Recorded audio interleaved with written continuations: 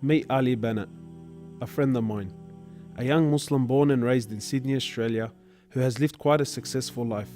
However, it was only recently that his life took a dramatic turn. This is Ali's story.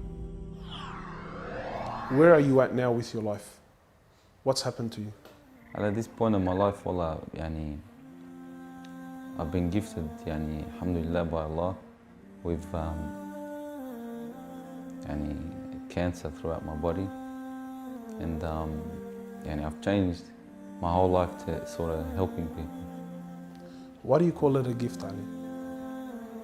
And alhamdulillah, it's a gift because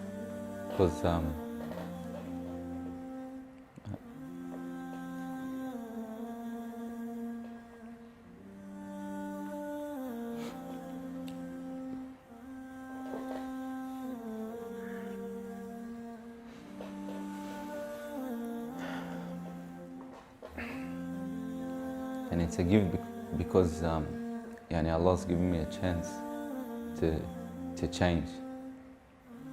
What has having cancer, what has it opened your eyes to? SubhanAllah, everything in life, even the smallest gift, like breathing fresh air.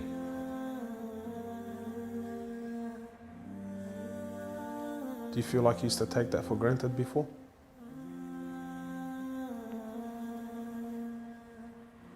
How long have you had cancer for?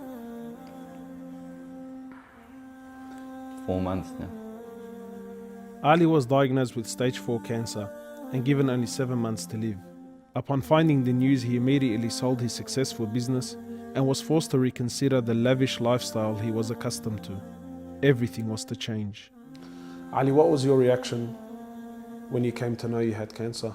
I got rid of my cars, I got rid of my watches, even my clothes. I took them with me overseas and I gave them to a lot of people up there, alhamdulillah. So I wanted to try to leave this world without anything. So you were on a mission to get rid of your dunya. It wasn't until Ali invited us into his room that we truly understood the luxurious lifestyle that he was living and the extent of the sacrifice that he was making. What's all this, Ali? Talk to me, explain this. It's a bracelet, costs about 60,000. $60,000. Yeah.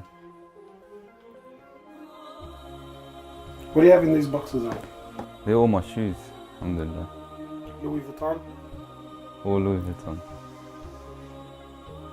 How much is something like this worth, Ali?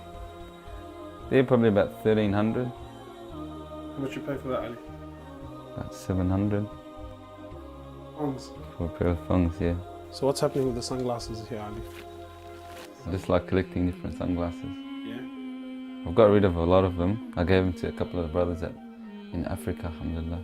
So you're telling me there's a kid in Africa that's walking around with Louis Vuittons and Can I try one of these hats on? I've only mentioned them in my talks like 100 times. You can try the red one on. It's limited edition one. Barakallah. What do you reckon else? Sheikh Gucci. Ali's interest in the dunya has left him abruptly and no longer holds a place in his heart. So Ali, what do you feel now like when you look at this? And driving something like this doesn't really cross my mind anymore. It's not something I would want to do no more. After someone tells you, or you find out that you're sick, or you haven't got much time in this life, wallah, this is the last thing you would want to chase. And this is how we should be living our life every day. A car like this, people would love to be in it, people would love to own, people would love to drive it. Wallah, they're going for the wrong goals. And you realize that when you get sick, when someone tells you haven't got long to live, you realize all this stuff, it does not benefit us in any way. So what's the value of this in your heart now? This is worth one pair of thongs for a little African child with no thongs. Wallahi, it's worth more than me to see him smile with a pair of thongs than own one of these.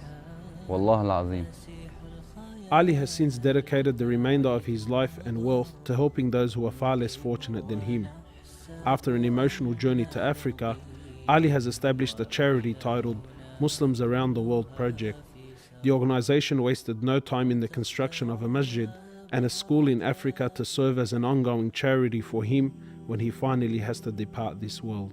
Well, it all started from when I went to the cemetery when a brother that has cancer passed away. And I was at the cemetery and I was just thinking to myself, you know, after you go, there's nothing. There's no one there for you.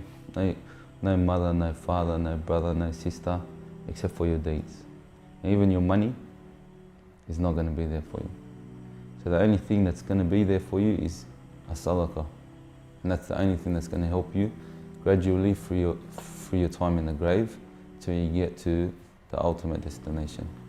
As the reality of death further sinks in, Ali spends most of his personal time in preparing himself for his final meeting with his Creator, Allah. The Prophet of Allah says, sallallahu alaihi wasallam, more or less, he says, he who loves to meet Allah, Allah loves to meet him. And he who hates to meet Allah, Allah hates to meet him. Are you loving to meet Allah? Because of this cancer, I've been advised by one of the brothers to take a special drug to help me with pain and stuff. And subhanAllah, it's very strong.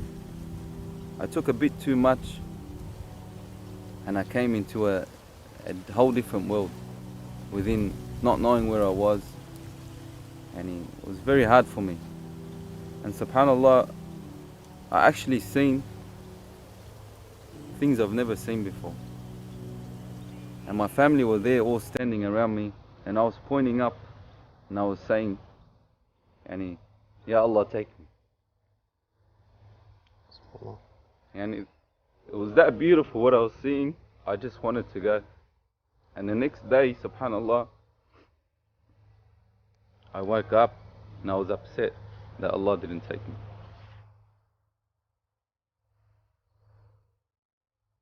Well, I ask Allah subhanahu wa ta'ala to purify you and to give you shifa and to keep you around us for a long time. Allah, may Allah subhanahu wa ta'ala reward you and give you firdaus al-a'la.